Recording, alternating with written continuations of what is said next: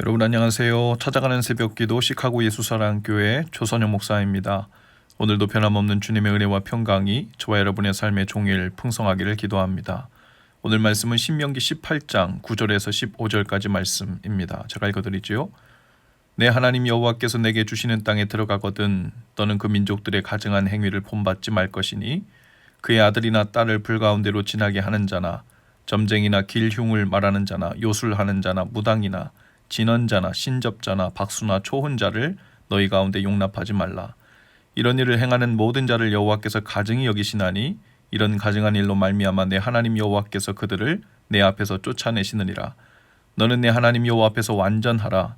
내가 쫓아낼 이 민족들은 기륭을 말하는 자나 점쟁이의 말을 듣거니와 내게는 내 하나님 여호와께서 이런 일을 용납하지 아니하시느니라. 내 하나님 여호와께서 너희 가운데 내 형제 중에서 너를 위하여 나와 같은 선지자 하나를 일으키시리니 너희는 그의 말을 들을지니라. 아멘. 얼마 전에 우연히 한 유튜브 영상을 보게 되었는데요. 통일교에서 만든 홍보 영상이었습니다. 통일교회 교주였던 문선명이 죽어서 천상세계에 가 있는데 그가 이 땅에서 4대 성자로 불리는 석가모니, 공자, 소크라테스, 예수님까지 이렇게 다 같이 천상세계에서 하나가 되게 했다는 그런 내용이었어요. 거기에 부처가 된 이 석가모니에게 아내를 주어서 결혼을 하게 했는데 그 와이프가 한국에 있는 모 여인이라는 것입니다. 그 여인은 일제시대 때 여성 독립운동 단체를 결성하기도 했고 또 모 여자 대학 교수로 지낸 바도 있다고 하면서 마치 되는 대로 막 써내려간 소설 같은 이야기를 아주 진솔한 어투로 설명하고 있었습니다. 그리고 실제로 그 이야기를 들으면서도 아멘 아멘 하며 그것을 진실로 알아듣는 사람들이 있다는 거예요. 가나안에 들어가 살게 되면 이스라엘 백성들에게도 마치 이와 같이 말도 안 되는 일들이 일어날 것이고 그것을 권하는 자들이 있을 것인데 귀담아 듣지도 말고 따르지도 말라고 신신당부를 하고 있는 겁니다. 메시지 성경 버전으로 9절에서 12절 말씀을 제가 한번 읽어드려 보겠습니다. 하나님 여러분의 하나님께서 여러분에게 주시는 땅에 들어가거든 여러분은 그곳에 사는 민족들의 역겨운 생활 방식을 본받지 마십시오. 여러분의 아들이나 딸을 불 속에 제물로 바치지 마십시오. 점이나 마술, 운세풀이, 마법, 주문, 혼백 불러내기나 죽은 자와 소통하는 짓 등을 따라가지 마십시오. 하나님께서는 이와 같은 짓을 일삼는 자들을 역겨워하십니다. 하나님 여러분의 하나님께서 전 민족들을 여러분 앞에서 쫓아내시려고 하시는 것은 그런 역겨운 관습 때문입니다. 하나님을 믿지도 않고 그 음성을 들으려 하지도 않는 사람들은 스스로 자신을 구원하고 또 앞으로 일어날 내일에 관한 일들을 미리 알고 싶어서 온갖 말도 안 되는 일들에 주의를 기울입니다. 어떤 신에게든 큰 희생을 바쳐서 감동시키기만 하면 자신들이 원하는 것을 받아낼 수 있다고 믿기 때문에 자신들의 가장 소중한 자녀들을 불가운데로 지나게 하기도 하고 사람을 제물로 바치는 인신제사도 서슴지 않는 것이죠. 자신의 희생과 노력으로 원하는 것을 얻으려는 마음 때문입니다. 또 알 수 없는 미래를 대비하고자 하는 욕구에서 점이나 마술, 운세풀이, 마법, 주문, 혼백을 불러오는 일, 죽은 자를 만나려 하는 일 등을 벌이죠. 이 모든 일들은 하나님께서 가증히 여기시는 일이라고 역겨운 생활 방식이라고 본받지 말라 하시는 것이죠.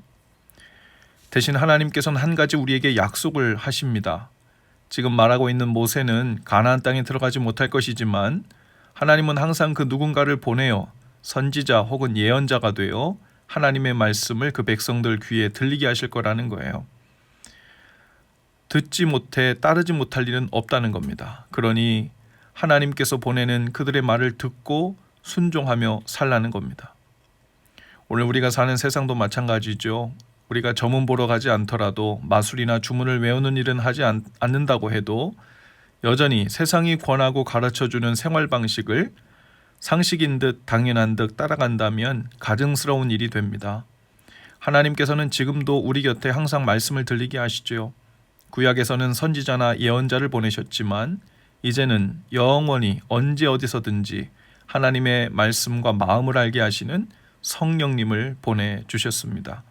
그 말씀을 듣고 그 말씀을 따라 산다는 것은 이따금씩 살다가 중요하고 급한 필요가 있을 때 점을 보듯 기도해보고 물어보는 식의 생활 방식을 말하는 것이 아니죠.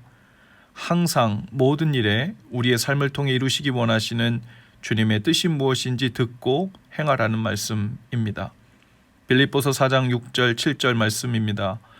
아무것도 염려하지 말고 다만 모든 일에 기도와 간구로 너희 구할 것을 감사함으로 하나님께 아뢰라. 그리하면 모든 지각에 뛰어난 하나님의 평강이 그리스도 예수 안에서 너희 마음과 생각을 지키시리라. 아멘. 모든 일에 기도와 간구로 하나님 앞에 나가 아뢰라고 했어요.